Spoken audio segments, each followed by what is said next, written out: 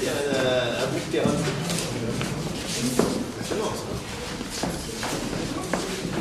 Oui, avant et après, on parle. Avant et après. Ça, c'est impressionnant, celle-là.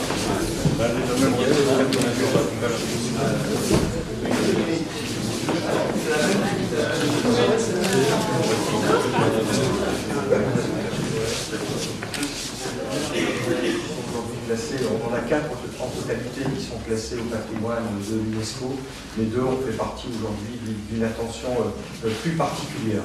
Donc on a, en venant il y a quelques instants, pu voir aussi tous les travaux qui avaient été faits dans le cadre de l'ANRU, puisque Pécancourt avait été la première commune minière à bénéficier d'un ANRU national, avec lequel nous avions d'ailleurs travaillé avec la mission bassin minier, qui nous a conduit aujourd'hui, et grâce à elle, à être aujourd'hui retenu cité pilote, et je tiens à en remercier, ainsi, et pour ne pas l'oublier, de tous les financeurs, le Conseil général, le Conseil régional et l'État. Juste quelques instants pour se rappeler rénovation qu'on attend, je ne vais pas dire avec impatience, mais ce qui est tout à fait logique pour les 250 logements qui nous restent à rénover, et d'ici un mois, les aspects extérieurs pour une centaine de maisons. Alors on est tous très contents, c'est un dossier qu'on travaille avec la mission bassin minier, avec aussi Sogidorpa maintenant depuis 2010. On était prêt quand le classement est arrivé.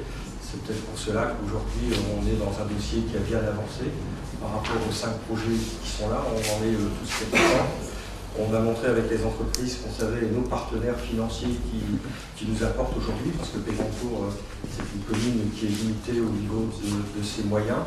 Et aujourd'hui, grâce au financement que nous avons, nous sommes prêts à 80% de financement répartis par nos partenaires pour pouvoir monter à bien. Et on a pu voir il y a quelques instants aujourd'hui tout le bonheur que profitent les enfants de cet espace de vie. Et on a hâte aujourd'hui de pouvoir continuer cette deuxième tranche. Alors, Monsieur le Président, vous qui êtes présent, vous n'en doutez pas tout ce qu'on souhaite, puisque ce que j'ai dit, nos appels d'offres aujourd'hui ont été lancés, sont aujourd'hui fructueux. On attend, l'État s'est prononcé pour la tranche de Lemay. Il nous reste aujourd'hui d'avoir votre feu vert, au niveau forcément feu vert, et feu vert aussi financier, pour qu'on puisse dans la continuité continuer ce travail qui est important et qui permettra aujourd'hui à la population de Pécancourt de profiter de cet habitat qui aujourd'hui est de qualité. Il mérite une rénovation avec beaucoup d'attention, mais ça sera un bien vivre pour la population. Et ça, on y tient. On n'a pas forcément, on a construit des lotissements, mais notre priorité aujourd'hui, c'est que les cités minières puissent aujourd'hui être de qualité. Nous sommes aujourd'hui en cours, en train de finir à la cité des pâtures, et on va pouvoir s'attaquer très bientôt, grâce à votre soutien, grâce à votre concours, et aussi grâce au soutien du Conseil général, de pouvoir continuer tous les espaces publics. Je vais, si vous permettez,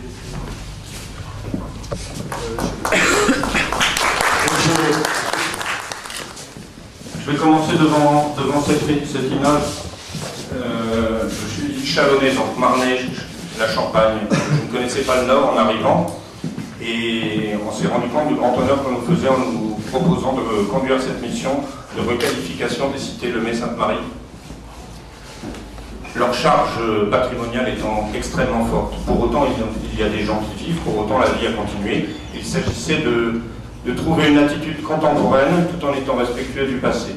Donc ne pas vouloir en mettre partout, intervenir avec parcimonie. Pour autant, comme on l'a vu sur les images anciennes, ce grand espace central était pratiquement vide. On voyait bien la fonctionnalité qui était vouée à ces cités, le carreau de mine étant situé par ici. Donc ce que l'on a visité, eh bien, c'est le travail sur cet espace central.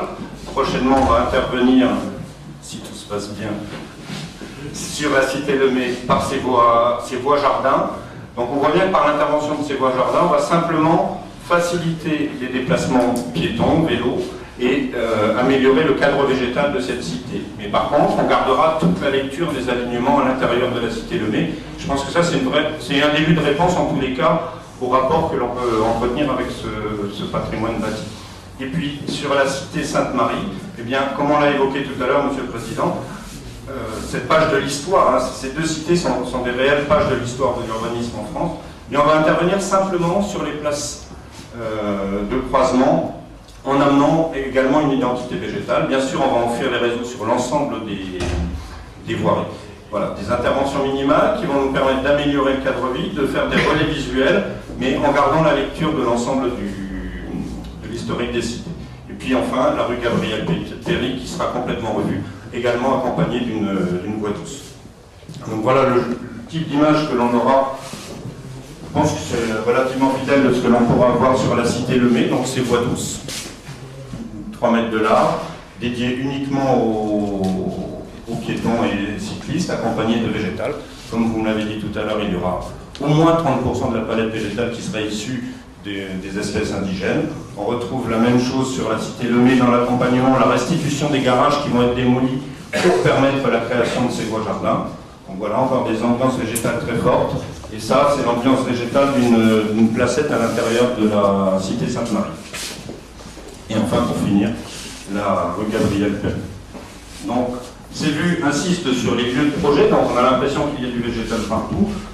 Je reviens sur l'image de départ et on voit que les interventions sont assez circonscrites sur des lieux bien précis pour garder la lecture de ce patrimoine au général. Merci.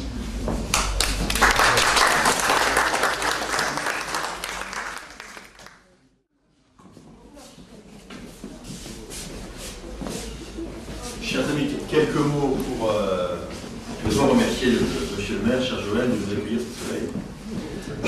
Parce que notre impression positive aurait été si positive avec de la pluie ou de la neige. En tout cas, le soleil est là, je m'en félicite. Je dis à M. Souka, c'est bien Marc Souka, que bon, voilà, vous venez de Chalon, c'est ça? Vous venez parfait. Vous avez battu le BCM il y a 15 jours en basket à Gravelines. Ça c'est pas bien, mais je vous pardonne. Et le BCM est bien joué, rassurez-vous. J'étais avec Christopher Cheron, on soutenait le BCM et Chalon a gagné notamment un joueur très impressionnant, vous connaissez peut-être. Non, je ne connais pas. C'est Chalon-Reims en plus. Ah, oui, c'est vrai. On a un avantage dans les deux villes. Alors, en tout cas, pour vous dire, mes chers amis, que nous sommes ici sur un projet qui est, je pense, essentiel pour le département. Le fait que le maire soit avec nous, que d'autres maires soient présents, la mission bassin minier, au sein de laquelle j'ai siégé quelques années, avec beaucoup de plaisir. C'était très intéressant. À l'époque, on parlait de l'UNESCO comme une hypothèse de travail qui est devenue aujourd'hui une réalité. Saluer aussi Madame l'architecte de France. On est heureux de vous avoir avec nous. Nous savons quel est le poids qui est le vôtre, non pas physique, mais le poids en termes de choix et d'influence, voilà, d'influence politique, naturellement, sur les décisions des élus, de leurs collaborateurs. Je suis Serge Bortolotti, ici présent, ainsi que M.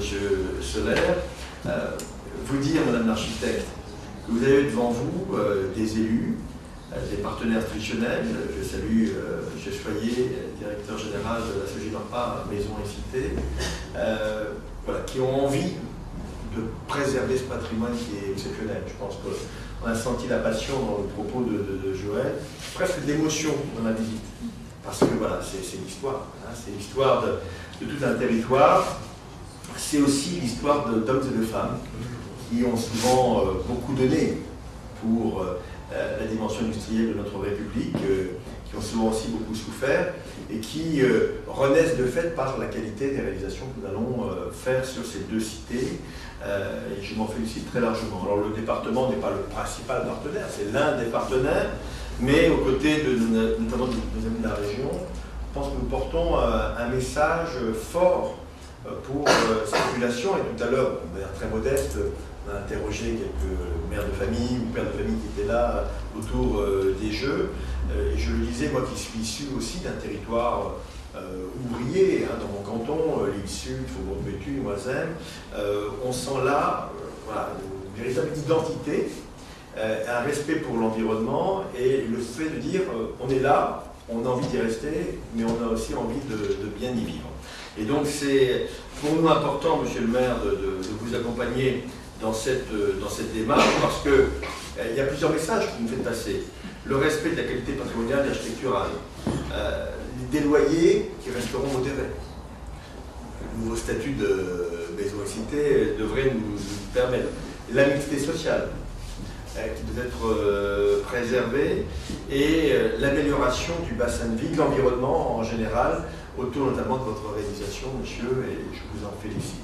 Donc tout ceci mis bout à bout constitue un beau projet. À une époque où on voit, notamment dans le cadre de l'ANRU, des projets qui consistent à déconstruire et à reconstruire des choses de qualité, ici on est sur une complication qui est plus importante. Et pourtant on n'a pas le droit à l'erreur. Dans la réhabilitation, sur le plan énergétique, on a parlé récemment, mon cher Dominique, on n'a pas le droit à l'erreur sur les relations que nous devons préserver avec l'histoire du site. Donc c'est une alchimie qui est complexe. Et j'ai le sentiment qu'on est en train de réussir avec des moyens non négligeables. M. Soucard, avec votre aide, et avec aussi une détermination des élus locaux à préserver ce patrimoine. Donc tout ceci est bout à bout, mon cher Joël, laisse entendre que, y compris dans le cadre de contrat de territoire, aujourd'hui sur le Douaisis, mais nous serons capables, en tant que collectivité départementale, d'accompagner ce mouvement. Pour moi, c'est un bonheur que de vivre cela presque en direct, et je serais heureux si bien sûr on m'y invite. Dans quelques mois maintenant, ça va aller vite. Ça peut aller vite, ça peut aller vite. Ça peut aller vite. Mais dire ça peut aller vite s'il y a des sous, c'est ça? Bon, ça j'ai compris. Mais ça peut aller vite, je dirais, mais ça doit aller vite parce que maintenant il faut terminer. Et pour le label UNESCO, je ne sais pas si nos amis UNESCO vont débarquer à ce moment-là, sûrement. En tout cas, on est dans l'esprit de la reconnaissance UNESCO, manifestement. On sait que cette reconnaissance n'est pas toujours susceptible de grandes contributions financières de l'UNESCO. Mais de mobilisation générale des partenaires financiers autour du projet. Donc aujourd'hui, il y a de nombreuses faits autour du berceau Pécancourt. Les collectivités territoriales, la mission bassin minier, l'UNESCO, la SOGINORPA et toutes les intelligences collectives qui les entourent. Donc merci de m'avoir permis de le dire, de le rappeler aujourd'hui. Je pense que ce que nous faisons là, ce que vous faites là, monsieur le maire, avec vos élus et les maires qui vous entourent, c'est redonner du sens à une histoire qu'on avait voulu cacher à un moment donné dans notre région, dans notre département, et qui reprend vie. Et donc cette renaissance, le mot est un peu fort peut-être, allez, cette métamorphose, c'est à votre honneur et à l'honneur de tous les élus qui se battent aujourd'hui pour le bassin minier et son patrimoine absolument exceptionnel. Donc, merci à toutes et à tous d'y contribuer.